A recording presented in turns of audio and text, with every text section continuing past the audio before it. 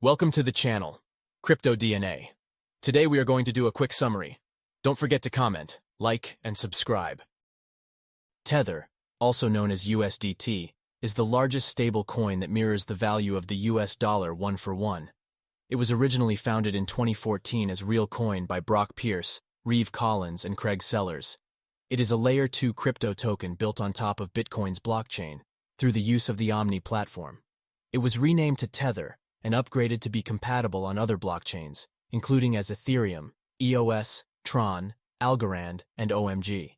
Tether holds cash, commercial paper, treasury bills, and other securities as capital reserves to maintain a US dollar value equivalent to the number of USDT tokens in circulation.